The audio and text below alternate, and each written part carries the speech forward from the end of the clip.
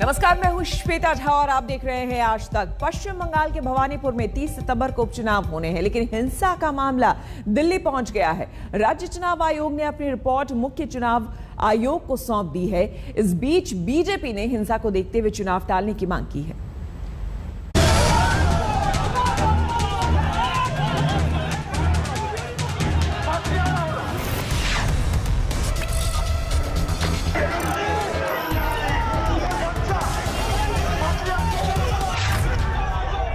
भवानीपुर में भड़की हिंसा।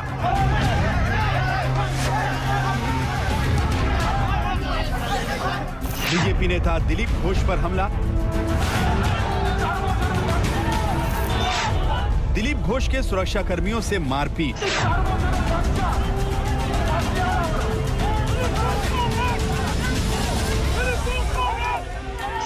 टीएमसी और बीजेपी कार्यकर्ताओं में हिंसक झड़प।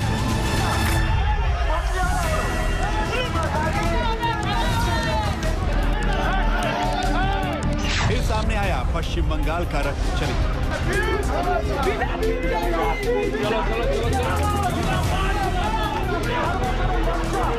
पश्चिम बंगाल के चुनावी महाभारत में बस जगह बदली है, मंजर नहीं बदला। भवानीपुर सीट से मुख्यमंत्री ममता बनर्जी चुनाव लड़ रही हैं और यहां एक बार फिर से जमकर हिंसा हुई।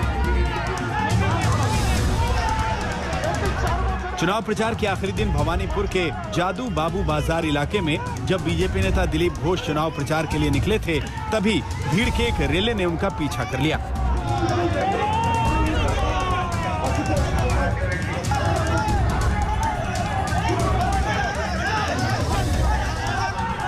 बीजेपी नेता जय श्री राम के नारे लगाते चल रहे थे, तभी कथित रूप से टीएमसी कार्यकर्ताओं ने दिलीप घोष के काफिले के पीछे दौड़ लगा दी। दोनों पक्षों में नारेबाजी होने लगी, दोनों पक्षों में भिड़ंत हो गए। दोनों तरफ से तमाम कार्यकर्ता इस भिड़ंत में लहूलुहान हो गए। आप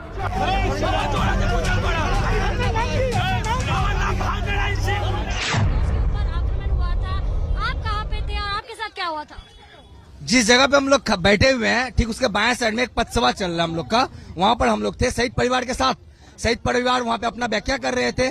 ठीक उसके पीछे जिस जगह पे हम लोग बैठे हैं, पीछे वाला गली में, मेरा आंख नहीं खुल पा रहा, ऑलरेडी दर्द होना शुरू हो चुका है। पीछे वाला गली में बहुत ज्यादा ही दिलीप दा पे साइड अटैक करने लगा। बहुत सारा गुंडा लोग घेरा हुआ था। हम लोग उसी लिए सब जितने ये लोग भाई लोग हैं, 2-3 कार्यकर्ता लोग और मार खाए हैं। उन लोग को लेकर के हम लोग दिलीप दा के पास जा रहे थे। बीच रास्ता में ही 150 से ज्यादा गुंडा लोग घेर करके मारने लगा, धक्का देने लगा। मारते मारते धक्का देते देते शायद वो लोग पहले आकर कोई बांस से या कुछ से आकर के यहाँ पे अटैक किया। जब वो अटैक किया तो हम समझ गए तो घिर चुके ऑलरेडी, तो हम बैठे भागने लगे तो लोग मेरा पाँव घिस दिया। फिर हम लोग गिर गए। गिरने के बाद इस लकड़ी पे पटक करके भी मारा है, नीचे भी मारा है। भीड़ हिंसक होने लगी। कुछ लोग नारेबाजी करते हुए दिलीप घोष की तरफ बढ़े। दिलीप घोष को उनके सुरक्षा कर्मियों ने घेर लिया। उग्र भीड़ में मौजूद लोगों ने सुरक्षा कर्मियों पर हमला कर दिया। हालात बिगड़े तो दिलीप घोष के एक सुरक्षा कर्मी ने पिस्टल निकाल ली। देखिए किस तरह इस सुरक्षा कर्मी ने पिस्टल तान रखी, लेकिन इसका टीएमसी कार्यकर्ताओं पर कोई असर नहीं पड़ रहा। वो छीना झपटी पर उतारू हो गए।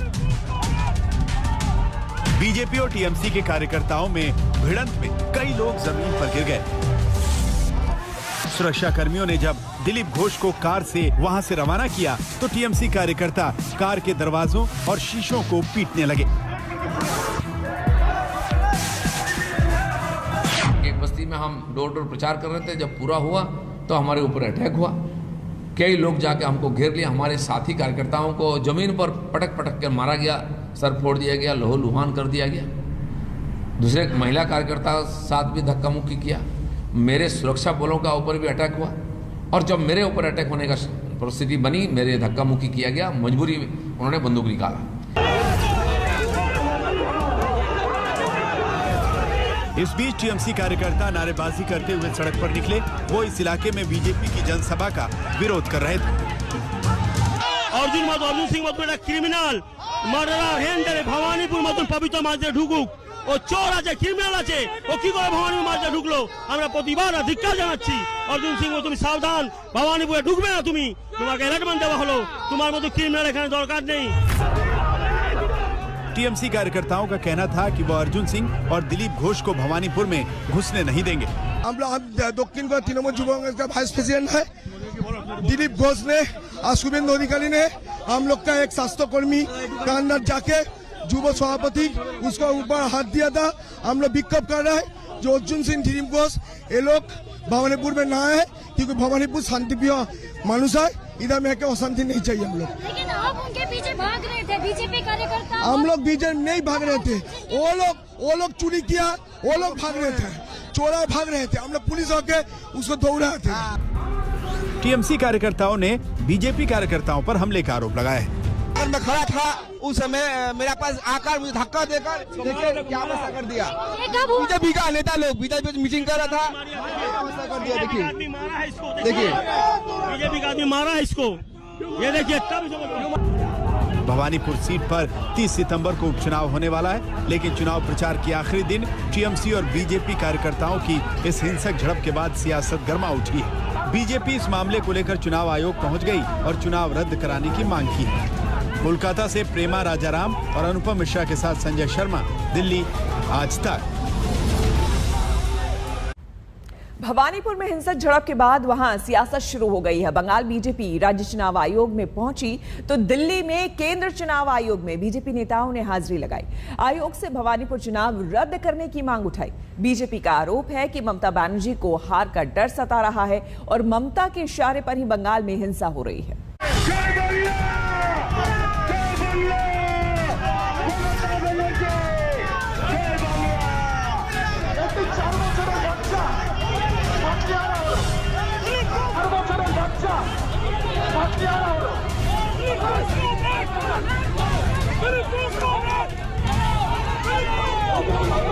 इसकी क्या डिमांड कर रहे हैं कि चुनाव को रद्द करने की?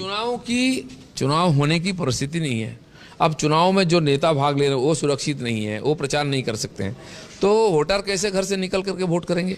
इसलिए मुझे लगता है कि वातावरण जब तक अनुकूल नहीं होता है चुनाव को स्थगित करना है। पश्चिम बंगाल के भवानीपुर विधानसभा सीट की जंग ने हिंसा की राह पकड़ी तो अब बीजेपी चुनाव रद्द करने के पैतरे पर आ गई। चुनाव प्रचार के आखिरी दिन सुबह से ही भवानीपुर में हलचल तेज थी। बीजेपी के दिग्गज दिलीप घोष और अर्जुन सिंह के काफिले को टीएमसी कार्यकर्ताओं ने घेर लिया। दिलीप घोष क्यों सब पर आक्रमण हो रहा है? गणतंत्र नहीं है। ममता बनर्जी का चुनाव हिंसात्मक ही चुनाव है, क्योंकि हिंसा को खुद प्रश्रय देती है, इसलिए चुनाव हिंसा का ही चुनाव है।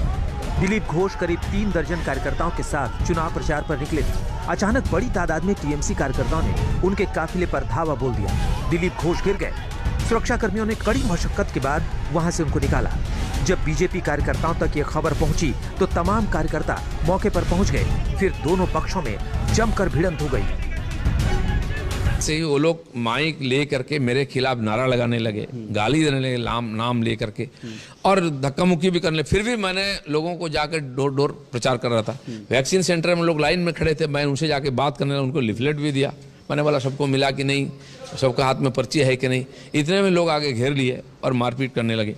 कई लोग कार्यकर्ता घायल भी हुए और मेरे ऊपर जब आक्रमण हुआ तब सुरक्षाकर्मी सक्रिय हुए। तो वो जो बंदूक निकालने सुनने में आ रहा है उन पर केस भी हो सकता है, स्टेट पुलिस। यही होता है, जो मर्डर कर देता है उसका केस नहीं होता है, और सुरक्षाकर्मी का जो ड्यूटी है मुझे रक्षा करने का, वो जब ड्यूटी निभाते हैं उन पर और केस होता है। আমি যাচ্ছি ভবানীপুরে, আমাদের তৃণমূল কর্মীরা শান্তি রক্ষা করছে আর একতরফা বিজেপি ওখানে বন্দুক বার করে সাধারণ মানুষকে ভয় দেখাচ্ছে, গুলি দেখাচ্ছে। बीजेपी अब भवानीपुर की हिंसा को मुद्दा बना रही है। बीजेपी नेता आरोप लगा रहे हैं कि ममता बनर्जी हार के डर से हिंसा को बढ़ावा दे रही हैं और हिंसा उन्हीं के इशारे पर हो रही है। ममता बनर्जी नंदीग्राम में हार गए, उसके बाद भवानीपुर में वो हर बीजेपी कार्यकर्ता को मारधर कर रहा है, संतरास कर रहा है।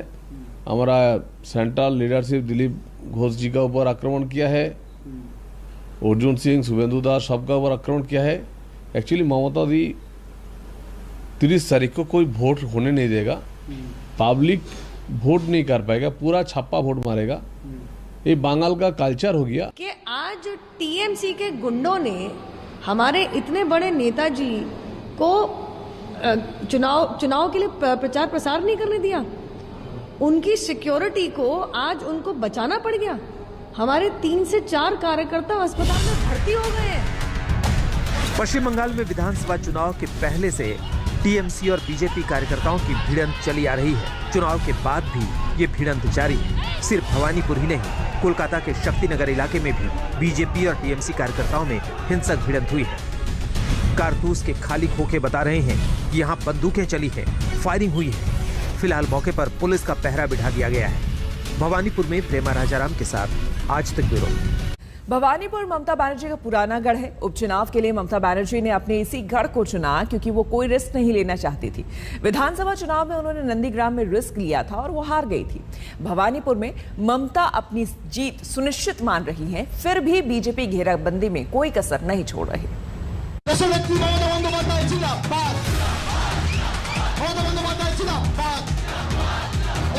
बीजेपी और टीएमसी के बीच हिंसक झड़प के साथ ही भवानीपुर सीट पर चुनाव प्रचार खत्म हो गया।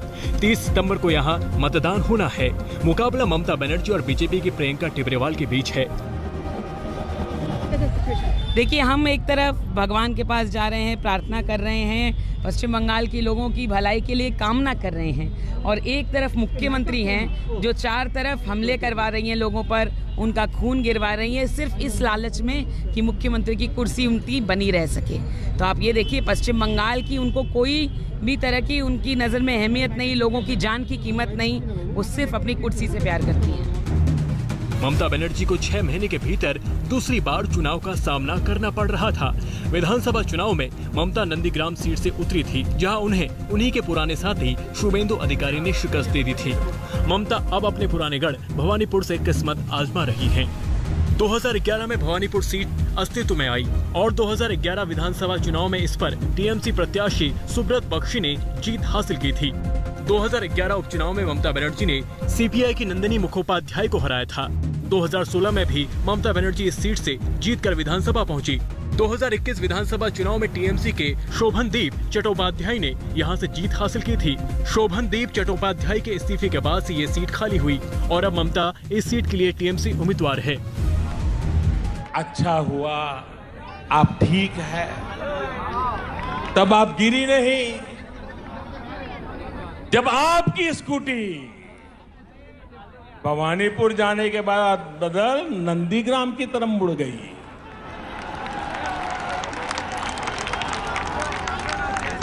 अब दीदी, हम तो हर किसी का भला चाहते, हम नहीं चाहते किसी को चोट आए। भवानीपुर ममता बनर्जी का पुराना गढ़ है। यहीं से 2011 के उपचुनाव में जीत हासिल करके ममता बनर्जी पश्चिम बंगाल के मुख्यमंत्री बनी थी। उनके विरोधी भी मानते हैं कि ममता को यहां से चुनौती देना मुश्किल है। ममता के मुख्यमंत्री बने रहने के लिए यह जीत जरूरी है और बीजेपी ने उसकी घेराबंदी में कोई कसर नहीं छोड़ी है। अनुपम मिश्र, कोलकाता, आज तक। हम रुकेंगे एक छोटे से ब्रेक के लिए, बने रहे हमारे साथ, देखते रहिए आज तक।